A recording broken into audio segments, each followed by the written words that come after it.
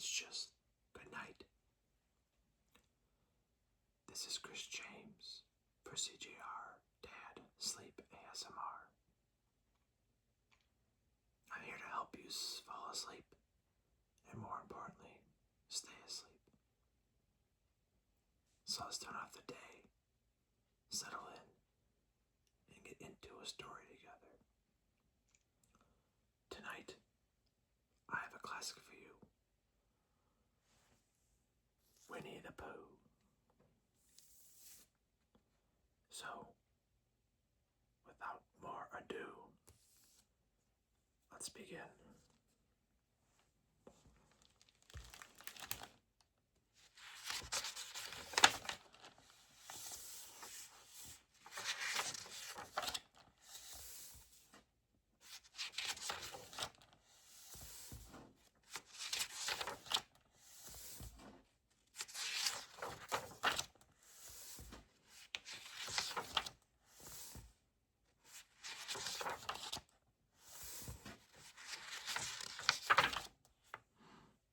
Tonight, I will be reading Chapter 1. Chapter 1, in which we are introduced to Winnie-the-Pooh and some bees, and the story begin. Here is Edward Bear, coming downstairs now. Bump, bump, bump, on the back of his head, behind Christopher Robin. It is, as far as he knows, the only way of coming downstairs. But sometimes he feels that there really is another way. If only he could stop bumping for a moment and think of it. And then he feels that perhaps there isn't.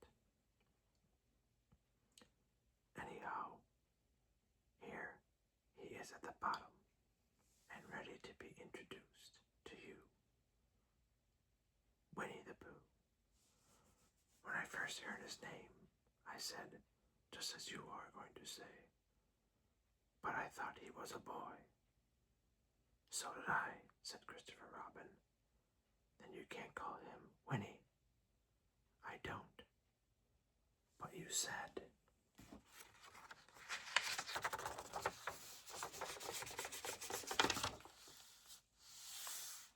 He's Winnie-the-Pooh. Do you know what there means? Ah, yes, now I do, I said quickly, and I hope you do too, because it's all the explanation you are going to get. Sometimes Winnie-the-Pooh likes a game of some sort when he comes downstairs, and sometimes he likes to sit quietly in front of the fire and listen to a story. This evening. What about a story? Said Christopher Robin.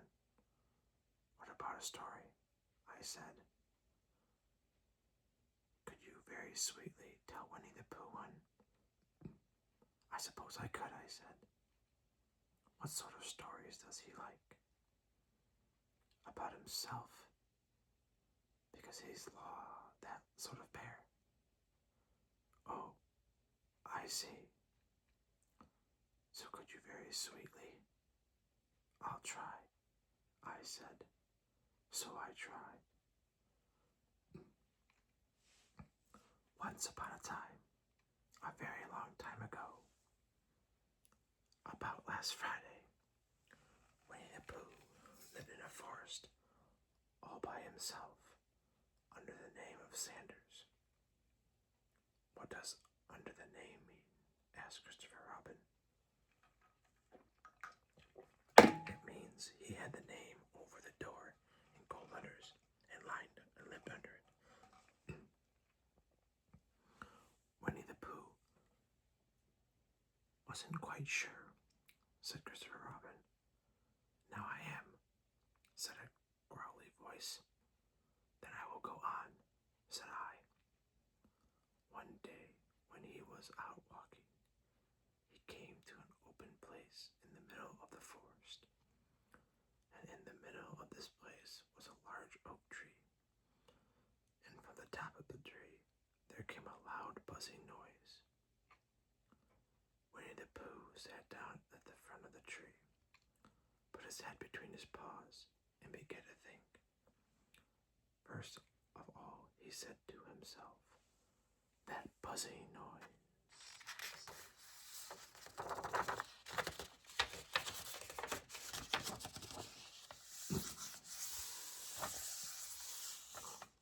Means something you don't get.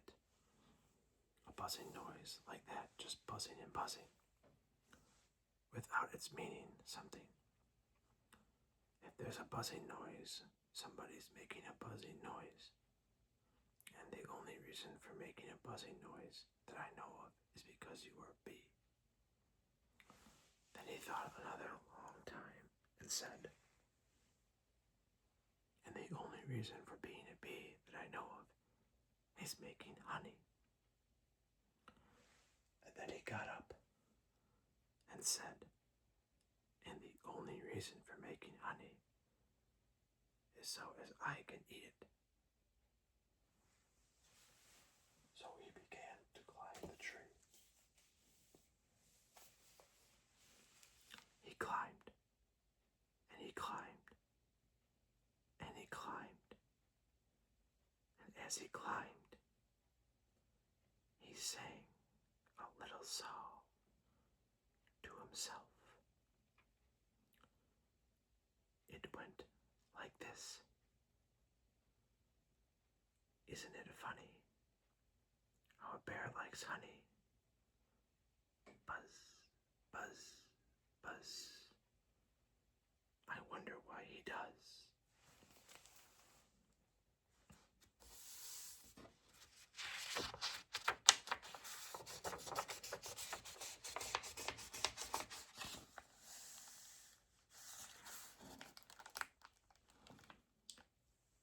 Then he climbed a little further, and a little further, and then just a little further.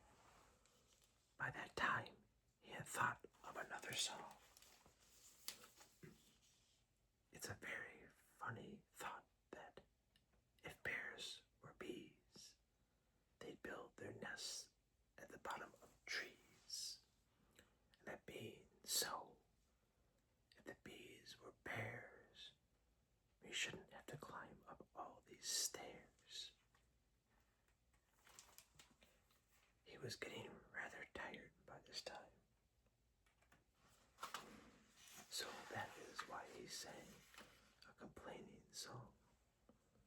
He was nearly there now. If he just stood on that branch, crack. "Oh, help," said Pooh, as he dropped 10 feet on the branch below him. "If only I had it," he said, as he bounced 20 feet onto the next branch.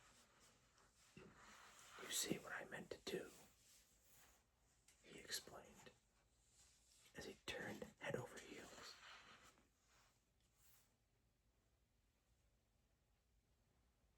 And crashed onto another branch 30 feet below.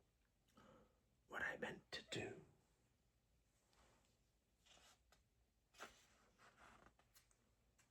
Of course, it was rather, he admitted, as he slithered very quickly through the next 6 branches. "It all comes, I suppose," he decided, as he said goodbye to the last branch, spun round 3 times, and flew gracefully into a gorse bush. It all comes of liking honey so much. Oh, help. He crawled out of the gorse bush, brushed the prickers from his nose, and began to think again. And the first person he thought of was Christopher Robin. "Was that me?" said Christopher Robin, in an awed voice, hardly daring to believe it. "That was you."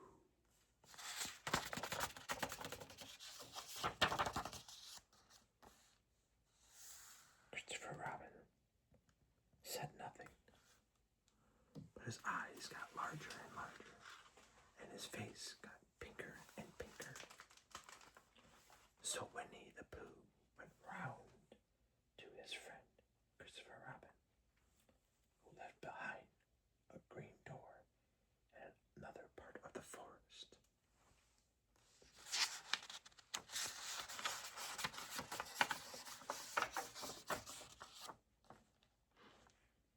Good morning, Christopher Robin, he said.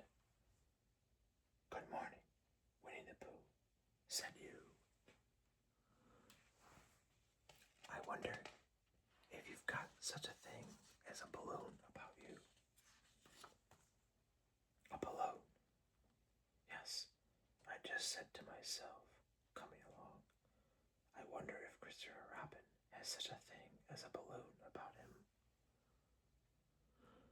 I just said it to myself, thinking of balloons and wondering. What do you want a balloon for? You said. Winnie-the-Pooh looked round to see that nobody was listening, put his paw to his mouth, and said in a deep whisper, Honey. But you don't get honey with balloons. I do, said Pooh. Well, it just happened that you had been to a party the day before at the house of your friend Piglet, and you had balloons at that party. You had a green balloon and one of Rabbit's relations had a big blue one. He had left it behind, being really too young to go to a party at all, and so you had brought the green one and the blue one home with you. Which one would you like? You asked Pooh. He put his head between his paws and thought very carefully. It's like this, he said. When you go after honey with a balloon, the great thing is not to let the bees know you're coming. Now, if you have a green balloon, they might think you were only part of the tree.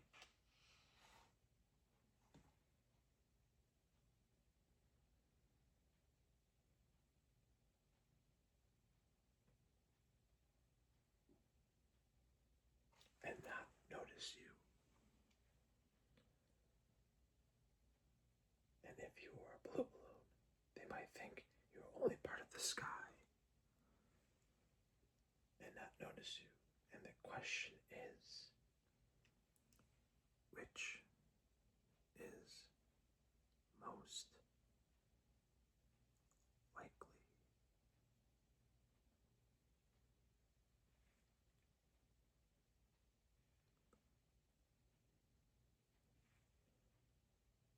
When they notice you underneath the balloon, you asked.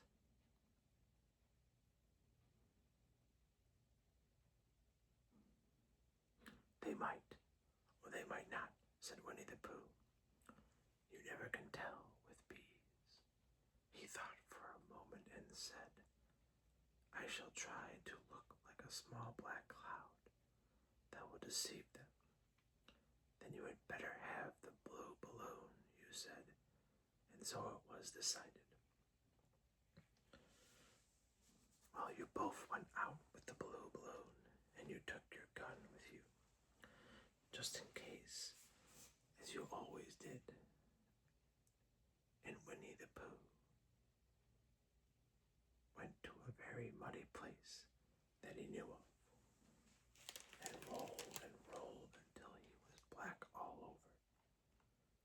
And then, when the balloon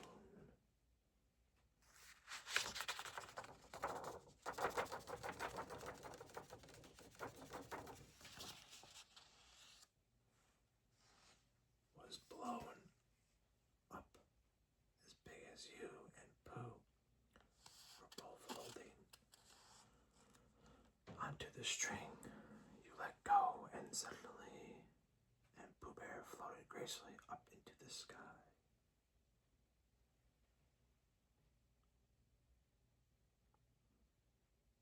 And stayed there, level with the top of the tree, about 20 feet away from it.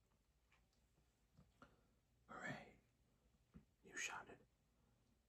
Isn't that fine? Shouted Winnie-the-Pooh. Down to you. What do I look like? You look like a bear holding onto a balloon, you said. Not, said Pooh anxiously.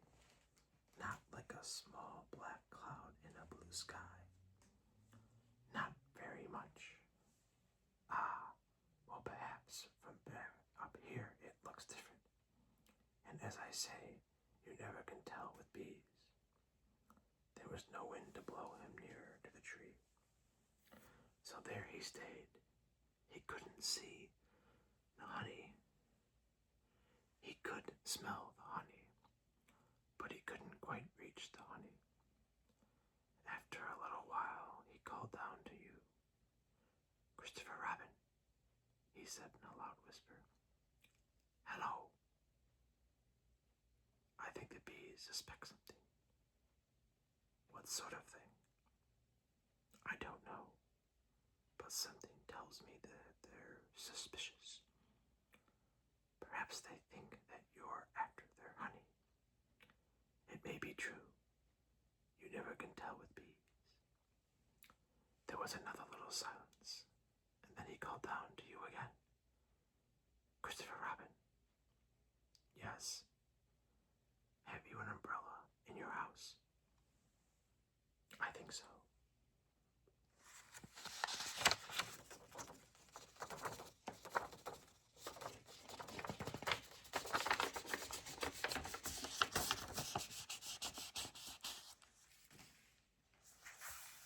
I wish you would bring it out here and walk up and down with it and look up at me every now and then and say, tut tut, it looks like rain.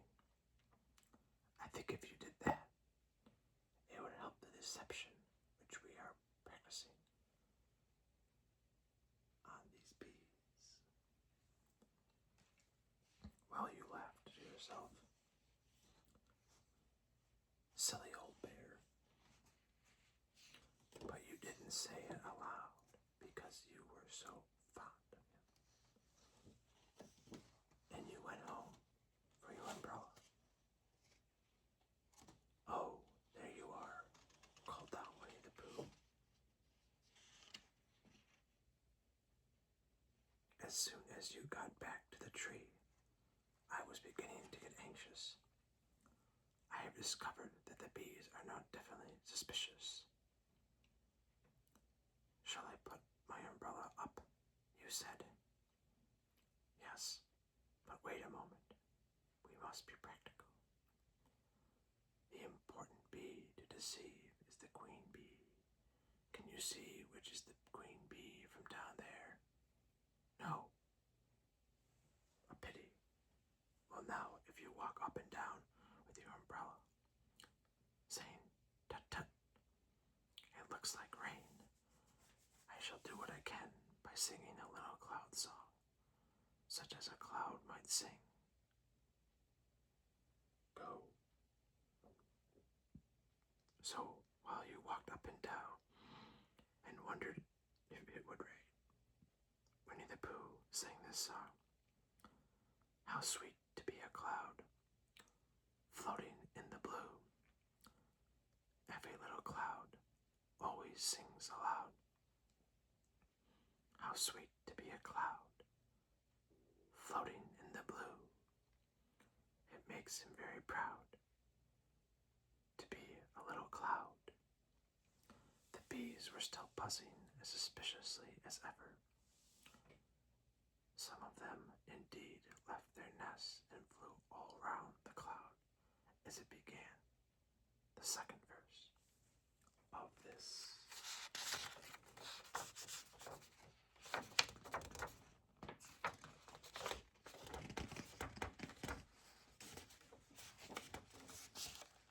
So, and one bee sat down on the nose of the cloud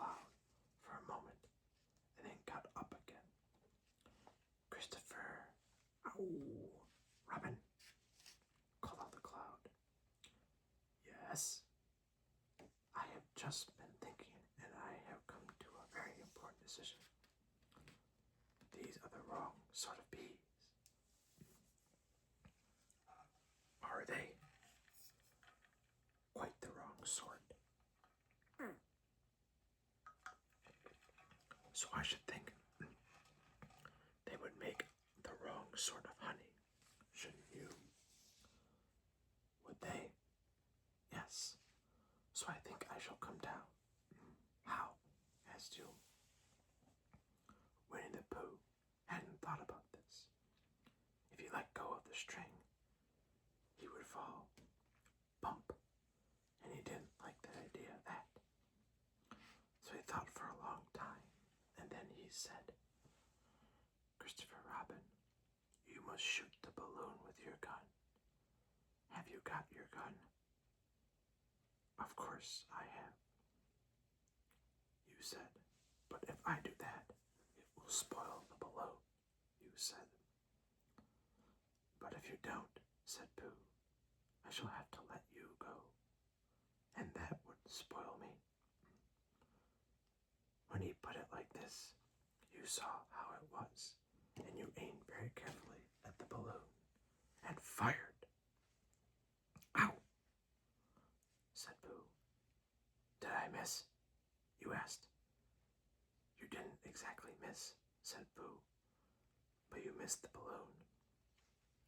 I'm so sorry, you said, and you fired again. And this time you hit the balloon, and the air came slowly out, and Winnie-the-Pooh floated down to the ground.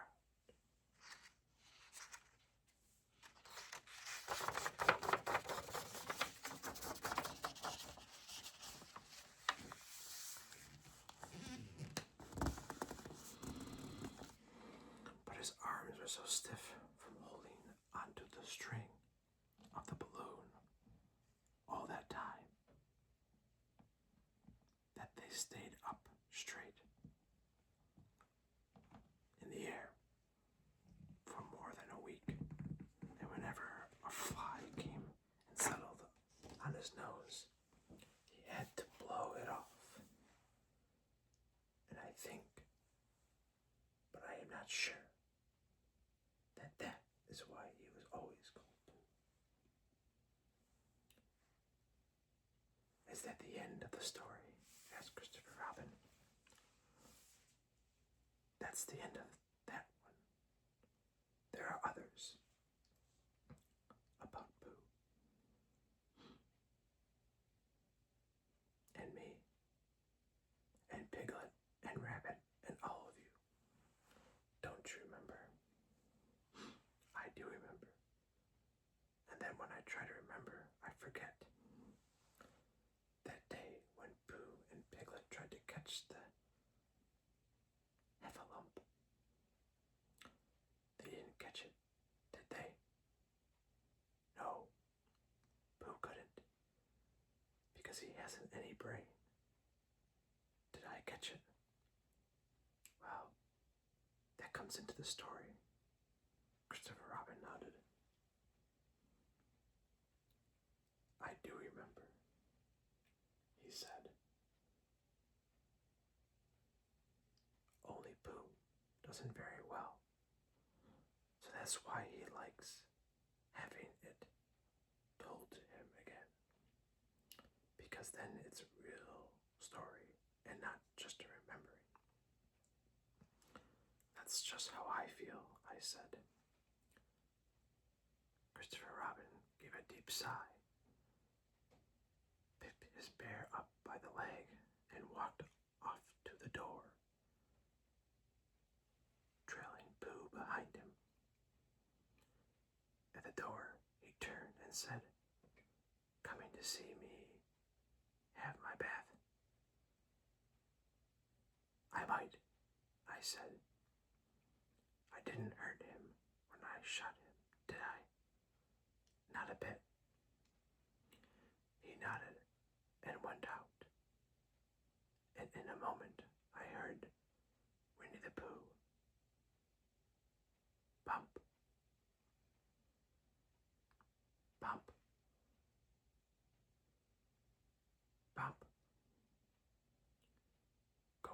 stairs behind him.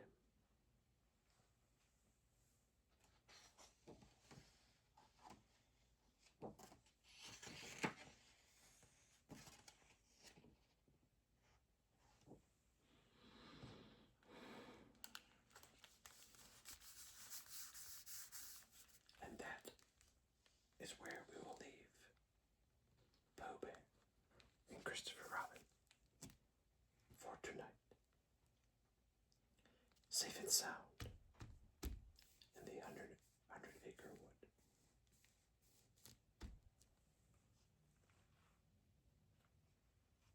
Before you drift completely off to sleep, I want to share my weekly sleep technique and tip with you.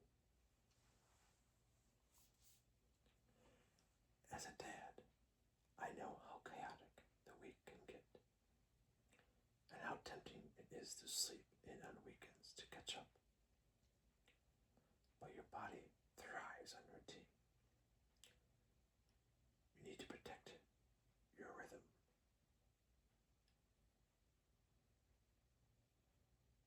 Your circadian rhythm. Your body runs on an internal clock called your circadian rhythm, and it craves predictability. The single most powerful thing you can do for your sleep is to go to bed and wake up at the exact same time every single day, even on weekends. When you wake up at different time on Saturday and Sunday, you are essentially giving yourself artificial jet lag. It throws your internal clock into confusion. Pick a wake-up time that works for you and lock it in. Teach your brain exactly when the day starts, and you'll find that falling asleep at night becomes natural, effortless, and deep.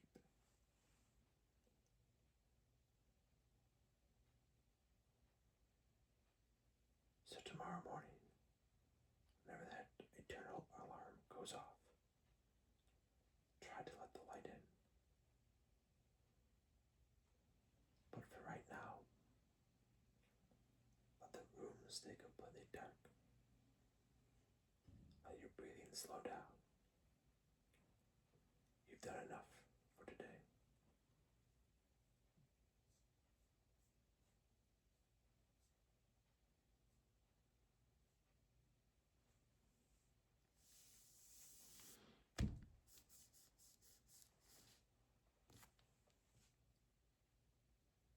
From Chris James at CJR Dad Sleep ASMR.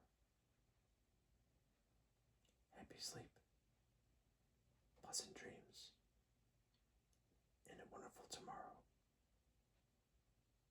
And as always, keep your head in the clouds. I'll see you again soon.